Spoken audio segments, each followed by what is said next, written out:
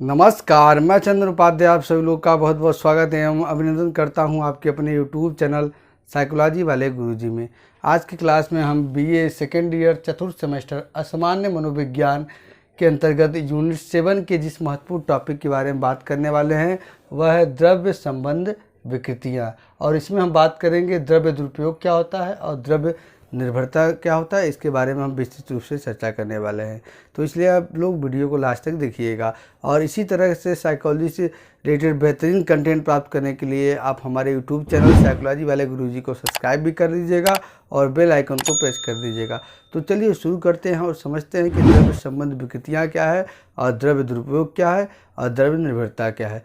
देखिए, जैसा कि अगर आज के परिप्रेक्ष्य में देखा जाए तो द्रव्य सेवन करने में उत्तरोत्तर वृद्धि होती जा रही है। द्रव्य सेवन से तात्पर्य है कि मद्यपान करने से या ऐसा कोई भी नशीली पदार्थों का सेवन करने से है जो व्यक्ति के स्वास्थ्य के साथ साथ परिवार और समाज पे भी हानिकारक प्रभाव डालता है। देखिए, आज के समाज में नशीली पदार्थों का सेवन करना एक प्रचलन सा बन गया है।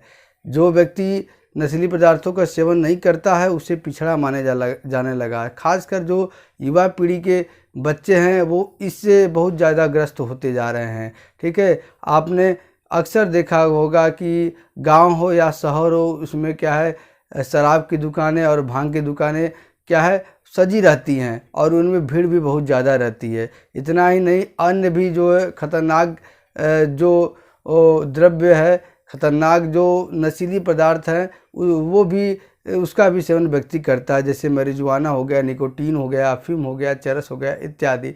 इन सभी का प्रभाव व्यक्ति पर ही नहीं पड़ता बल्कि उस व्यक्ति से जुड़ा जो परिवार है उस पर पड़ता है और साथ ही साथ समाज पे भी पड़ता है। व्यक्ति पहले तो धीरे धीरे नशा लेता है, फिर धीरे धीरे लेते लेते उसका आदी बन जाता है। तो इसलिए इसी को क्या कहते हैं द्रव्य संबंधी, जिसके ये नशे को लेते लेते व्यक्ति के अंदर के है तमाम प्रकार के जो है विकृतियाँ या मानसिक रोग जो है व्याप्त हो जाते हैं। इसी को कहते हैं द्रव्य संबंध विकृतियाँ। देखिए, विभिन्न तरह के औषधों का मतलब है ड्रग्स, ठीक है, नशीली पदार्थ या रसायन द्रव्यों का सतत यानी कि लगातार उपयोग से तरह तरह की समस्याएं उत्पन्न हो जाती है जो व्यक्ति के सामाजिक एवं व्यावसायिक कार्यों में बाधा हो जाती है। जो व्यक्ति का जो सामाजिक कार्य है और व्यवसाय से रिलेटेड कार्य है उसमें क्या है बाधा पहुंचाती है, क्योंकि जो व्यक्ति नशीली पदार्थों का सेवन करता है तो वो मानसिक संतुलन को खो बैठता है, जिससे उसका क्या है परिवार से, समाज से और उसका जो व्यवसाय उससे क्या है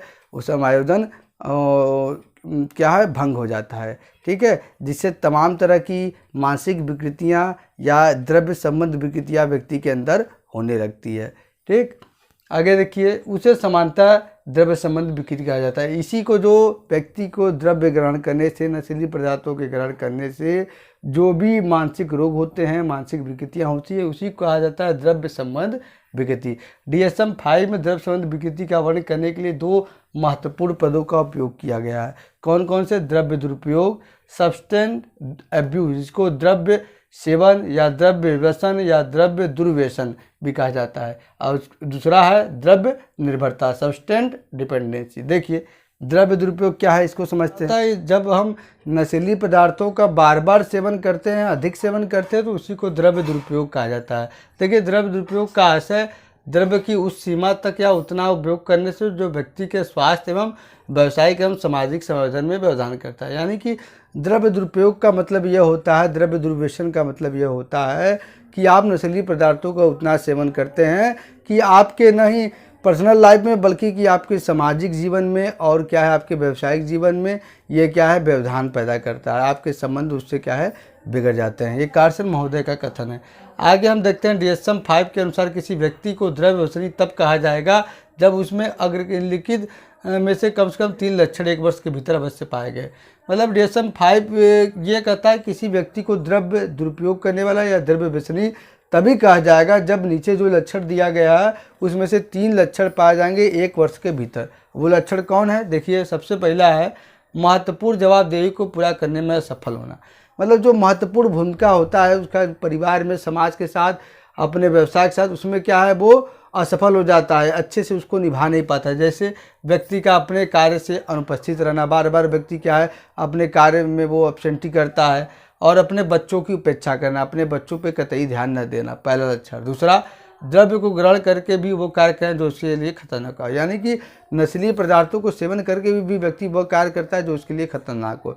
जैसे गाड़ी चलाना या कोई मशीन चलाना, जो क्या है व्यक्ति को के लिए खतरनाक साबित हो सकता है। तीसरा, व्यक्ति को कानूनी समस्या जैसे गिरफ्तारी आदि का सामना करना पड़ा। मतलब व्यक्ति नशीली पदार्थों का सेवन करके कुछ ऐसा जो है विवाद या ऐसा कुछ जो है समस्या खड़ा कर देता है जिससे क्या उससे बार बार गिरफ्तार होना पड़ता है।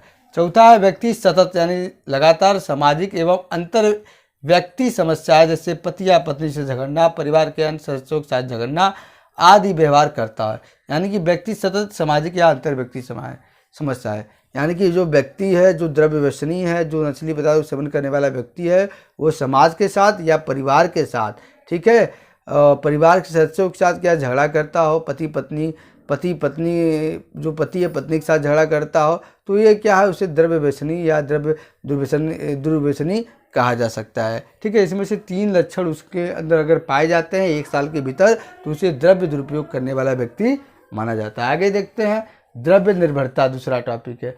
ठीक है, DSM-5 के अनुसार देखिए द्रव्य निर्भरता क्या होता है। जब नशीली पदार्थों का सेवन व्यक्ति तो पहले जो है धीरे धीरे करता है, लेकिन फिर क्या उसको आनंद मिलने लगता है, तो आनंद मिलने लगता है तो क्या व्यक्ति उसका आदी हो जाता है, उस पर निर्भर हो जाता है। अगर उसको वो न मिले तो वो पागल हो जाएगा। ठीक है, इसी को द्रव्य निर्भरता कहते हैं। देखिए DSM-5 के अनुसार द्रव्य निर्भरता द्रव्य उपभोग अप अनुकूली व्यवहार प्रतिमान है। द्रव्य निर्भरता क्या है? द्रव्य उपभोग अब अनुकूली व्यवहार प्रतिमान है। कहने के तात्पर्य कि द्रव्य निर्भरता क्या है, जो द्रव्य दुरुपयोग होता है वह द्रव्य दुरुपयोग होता है उसी का एक जो है वो रिजल्ट है। बार बार जब व्यक्ति कोई नशा आप करेंगे तो क्या उसका आदी हो जाएगा, लत आपको लग जाएगा, तो उसमें क्या है डिपेंडेंसी आपकी बढ़ जाएगी, जिसके कारण जैसे व्यक्ति में काफ़ी क्षति एवं दुख का अनुभव होता है। जब बार बार आप नशीली पदार्थों का सेवन करेंगे तो वह न ही आपके जो है शरीर को नुकसान पहुंचाएगा बल्कि आपके दिमाग को भी नुकसान पहुंचाएगा, और साथ ही साथ आपसे जो जुड़े व्यक्ति है उनको भी क्या है वो दिक्कत परेशानी डाल देगा। ठीक, आगे देखते हैं उसकी कार्य करने की क्षमता समाप्त हो जाती है। व्यक्ति नशे में अपेक्षित स्तर अनुभूत करने के लिए द्रव्य को ग्रहण करता है। व्यक्ति क्या कहता है, नशा व्यक्ति क्यों करता है? ठीक है, व्यक्ति नशा इसलिए करता है क्योंकि कभी कभी व्यक्ति अपने दुख को दूर करने के लिए, चिंता को दूर करने के लिए नशा करता है, तो उससे क्या होता है उसका शरीर का दिमाग के साथ संबंध टूट जाता है, उसको आनंद की अनुभूति होती है, तो इसी के प्राप्ति के लिए व्यक्ति नशा ग्रहण करता है और उसका अधिकांश समय द्रव्य को प्राप्त करने में बीतता है। जो द्रव्य जिस व्यक्ति को नशे का जो व्यक्ति आदी हो गया है या लती हो गया है वो क्या करता है, उसका पूरा समय नशे को प्राप्त करने में ही बीतता है। यह जानते हुए कि नशे चीज़ हानिकारक है फिर भी क्या हुआ है वो उन्हें लेता है और बार बार ग्रहण करता है। अगर किसी व्यक्ति को वो नशीली चीज़ न दी जाए तो उसका व्यवहार विकृत हो सकता है, वो क्रोधित हो सकता है, अपने आप को चोट पहुंचा सकता है, अपने परिवार के लोगों को चोट पहुंचा सकता है। ठीक है, तो ये द्रव्य निर्भरता हुआ। अब इसके लक्षण कुछ है, इनमें से जो लक्षण है वो इसमें से 3 लक्षण उसमें मिलना चाहिए, तब उसे क्या है उस व्यक्ति को माना जाएगा कि वो नशीले पदार्थों पर पूरी तरह से आश्रित हो गया। पहला, द्रव्य के प्रति सहनशीलता में वृद्धि। क्या जो नशा वो लेता है, ठीक है, अगर वो नहीं ले पाएगा, ठीक है, या तो जो व्यक्ति नशा लेता है क्या है उसको वो सहन कर ले रहा है, यानी कि व्यक्ति कितना भी नशा ले रहा है उसको कोई दिक्कत नहीं रहा, सहन कर रहा है, बस व्यक्ति आनंद की अनुभूति कर रहा है। दूसरा, प्रत्याहार व्यवहार। व्यक्ति का व्यवहार क्या है विकृत हो जा रहा है, वो क्या है नशे के अवस्था में लोगों से मारपीट कर रहा है, गाली गलौज कर रहा है। तीसरा, अधिक मात्रा में अधिक समय तक द्रव्य का उपयोग। मतलब व्यक्ति पहले तो धीरे धीरे लेता है, फिर जब उसको आनंद की अनुभूति होने लगता है तो वो ज़्यादा मात्रा में और ज़्यादा समय तक उसका उपयोग करता है। चौथा है द्रव्य नियंत्रण का बार बार असफल प्रयास। और ऐसे व्यक्ति जो परिवार के दबाव से, समाज के दबाव से अगर नशे को छोड़ना भी चाहे तो वो चाह के भी नशे को छोड़ नहीं पाते हैं, इसी को द्रव्य निर्भरता बोलते हैं। अगला 5वां, विभिन्न कार्यों में हरास। यानी कि विभिन्न जो व्यक्ति पहले जब नशा नहीं करता था तो वो विभिन्न प्रकार के जो कार्य करता था उसमें क्या है, अब जब नशा करता है व्यक्ति तो वो कार्य नहीं कर पाता है। अगला है अधिक पैसा द्रव्य पर खर्च करना। और जब व्यक्ति नशे का आदी हो जाता है, लती हो जाता है, तो उसका क्या है, ज़्यादा से ज़्यादा पैसा क्या है नशे में खर्च होता है, जिससे उसकी आर्थिक स्थिति खराब जाती है, उसका परिवार से झगड़ा होता है, मारपीट करता है पत्नी के साथ, इत्यादि समस्या उत्पन्न होती है। तो इस तरह से देखा आपने द्रव्य निर्भरता ये हुआ। अब हम बात करते हैं कि द्रव्य संबंधी विकृति के मुख्य प्रकार कौन कौन से, यानी कि अगर आप नशे का सेवन करेंगे, द्रव्य का सेवन करेंगे, ड्रग्स का सेवन करेंगे, तो ऐसे कौन कौन से विकृति आपके अंदर उत्पन्न हो सकती है। सबसे पहला है मद्यपानता संबंधी विकृति, दूसरा है निकोटीन एवं सिगरेट धूमपान संबंधी विकृतियाँ, तीसरा है उत्तेजक संबंधी विकृतियाँ, चौथा है स्वापक संबंधी विकृतियाँ, पांचवा है भ्रमात्मकता संबंधी विकृति, छठवां है कैनाबिस संबंधी विकृतियां और सातवां है समग्र निद्राजनक एवं प्रशांतक संबंधी विकृतियां। आपके सिलेबस के अनुसार आपको क्या है, 4 पढ़ना है। कौन कौन पढ़ना है? पहला मद्यपानता वाला, दूसरा निकोटीन वाला, तीसरा उत्तेजक वाला और चौथा कौन पढ़ना है आपको, समग्र निद्राजनक एवं प्रशांतक संबंधी विकृतियाँ। तो इस तरह से आपने देखा कि आज के क्लास में आपको हमने बताया द्रव्य संबंधित विकृतियाँ क्या होती है और इसमें द्रव्य दुरुपयोग क्या होता है, द्रव्य निर्भरता क्या होता है, कैसे व्यक्ति क्या है पहले नशे के सेवन आनंद की अनुभूति के लिए करता है, फिर उसका लती हो जाता है। इसके बारे में हमने विस्तार से चर्चा की। आगे क्लास में हमने जो आपको बताया है कि 4 विकृतियाँ आपको पढ़नी है, उसके बारे में हम एक एक करके क्लास लेंगे। तो वीडियो को आप जो है वीडियो को लाइक कर दीजिए और चैनल को अभी से सब्सक्राइब कर दीजिए, क्योंकि इस चैनल पे मैं साइकोलॉजी से रिलेटेड बेहतरीन कंटेंट को लाता रहता हूँ। तो आज की क्लास में इतना ही, मिलते हैं हम अपने अगले क्लास में, तब तक के लिए आपका बहुत बहुत धन्यवाद।